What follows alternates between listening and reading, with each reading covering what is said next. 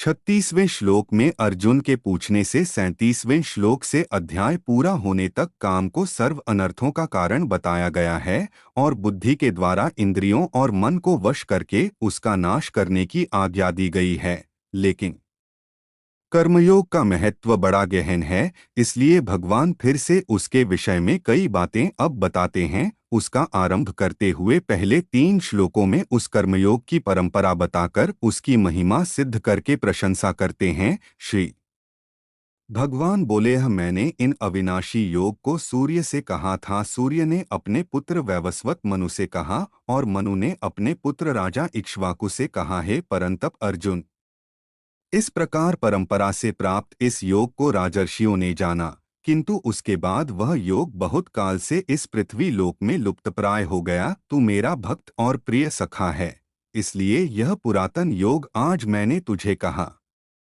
है, क्योंकि यह बड़ा ही उत्तम रहस्य है, अर्थात गुप्त रखने योग्य विषय है। अर्जुन बोले, आपका जन्म तो अर्वाचीन अभी हाल ही का है और सूर्य का जन्म बहुत पुराना है, अर्थात कल्प के आदि में हो चुका था। तब मैं इस बात को कैसे समझूं कि आप ही ने कल्प के आदि में यह योग कहा था।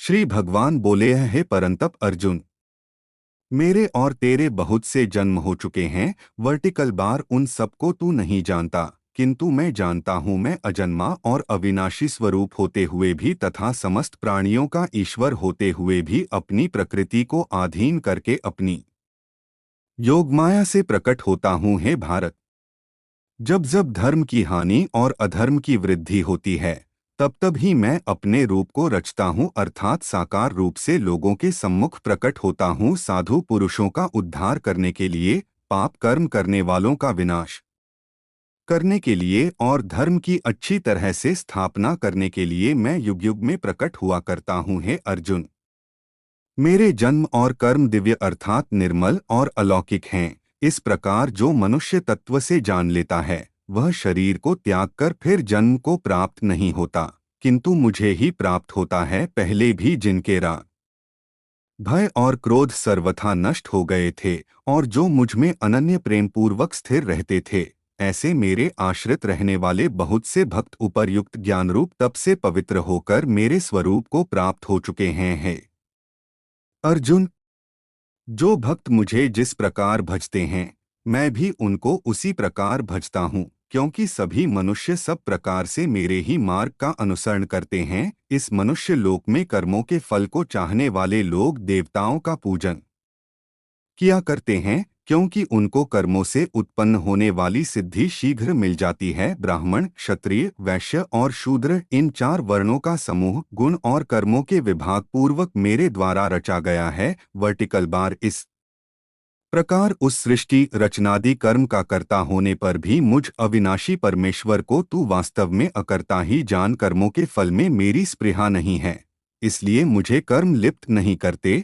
इस प्रकार जो मुझे तत्व से जान लेता है, वह भी कर्मों से नहीं बंधता। पूर्व काल में मुमुक्षुओं ने भी इस प्रकार जानकर ही कर्म किए हैं, इसलिए तू भी पूर्वजों द्वारा सदा से किए जाने वाले कर्मों को ही कर। कर्म क्या है और अकर्म क्या है, इस प्रकार इसका निर्णय करने में बुद्धिमान पुरुष भी मोहित हो जाते हैं। इसलिए वह कर्मतत्व मैं तुझे भली भांति समझाकर कहूँगा, जिसे जानकर तू अशुभ से अर्थात कर्म बंधन से मुक्त हो जाएगा। कर्म का स्वरूप भी जानना चाहिए और अकर्म का स्वरूप भी जानना चाहिए तथा विकर्म का स्वरूप भी जानना चाहिए, क्योंकि कर्म की गति गहन है। जो मनुष्य कर्म में अकर्म देखता और जो अकर्म में कर्म देखता है, वह मनुष्यों में बुद्धिमान है और वह योगी समस्त कर्मों को करने वाला है, जिसके संपूर्ण शास्त्र सम्मत कर्म बिना कामना और संकल्प के होते हैं तथा जिसके समस्त कर्म ज्ञानरूप अग्नि के द्वारा भस्म हो गए हैं।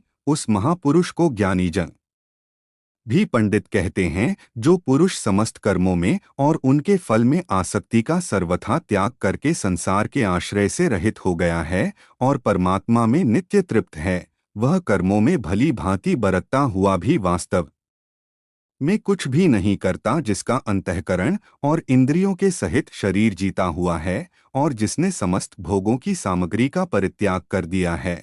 ऐसा आशारहित पुरुष केवल शरीर संबंधी कर्म करता हुआ भी पापों को नहीं प्राप्त होता, जो बिना इच्छा के अपने आप प्राप्त हुए पदार्थ में सदा संतुष्ट रहता है, जिसमें ईर्ष्या का सर्वथा अभाव हो गया है, जो हर्ष शोक आदि द्वंद्वों में सर्वथा अतीत हो गया है। ऐसा सिद्धि और असिद्धि में सम रहने वाला कर्मयोगी कर्म करता हुआ भी उनसे नहीं बंधता, जिसकी आसक्ति सर्वथा नष्ट हो गई है, जो देहाभिमान और ममता रहित हो गया है, जिसका चित्त निरंतर परमात्मा के ज्ञान में स्थित रहता है।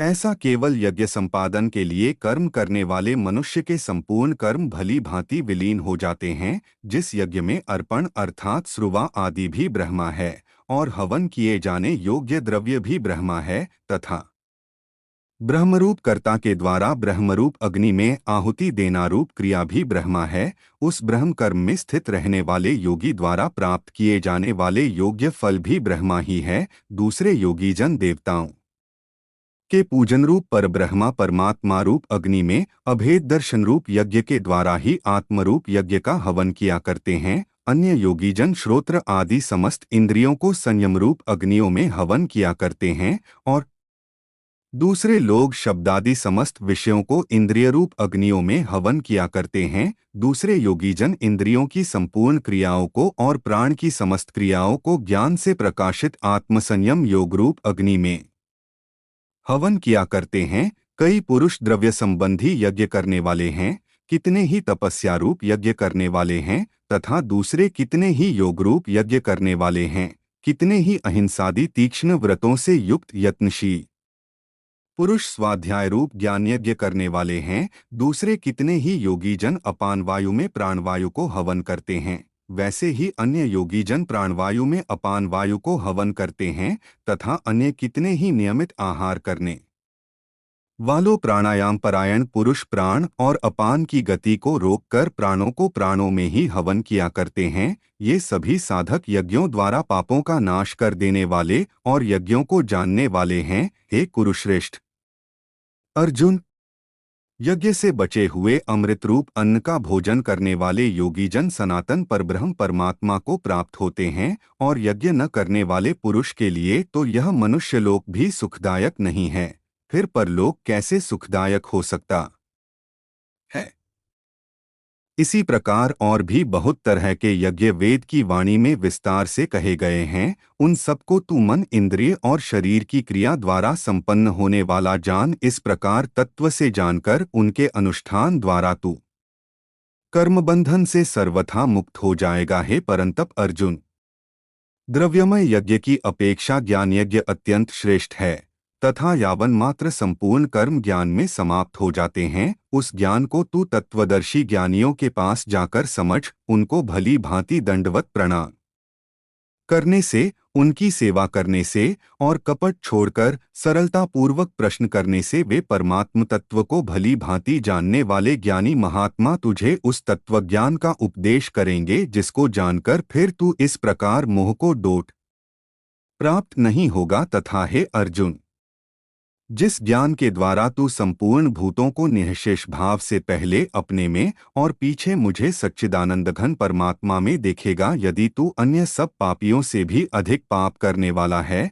तो भी तू ज्ञानरूप नौका द्वारा निःसंदेह संपूर्ण पाप समुद्र से भली भांति तर जाएगा। क्योंकि हे अर्जुन, जैसे प्रज्वलित अग्नि ईंधनों को भस्ममय कर देती है, वैसे ही ज्ञानरूप अग्नि संपूर्ण कर्मों को भस्ममय कर देती है। इस संसार में ज्ञान के समान पवित्र करने वाला निःसंदेह कुछ भी नहीं है। वर्टिकल बार उस ज्ञान को कितने ही काल से कर्मयोग के द्वारा शुद्धांतःकरण हुआ मनुष्य अपने आप ही आत्मा में पा लेता है। जितेंद्रिय साधनप्रायण और श्रद्धावान मनुष्य ज्ञान को प्राप्त होता है, तथा ज्ञान को प्राप्त होकर वह बिना विलंब के तत्काल ही भगवत प्राप्ति रूप परम शांति को प्राप्त हो जाता है। विवेकहीन और श्रद्धारहित संशयुक्त मनुष्य परमार्थ से अवश्य भ्रष्ट हो जाता है। वर्टिकल बार ऐसे संशयुक्त मनुष्य के लिए न यह लोक है, न परलोक है, और न सुख ही है। हे धनंजय,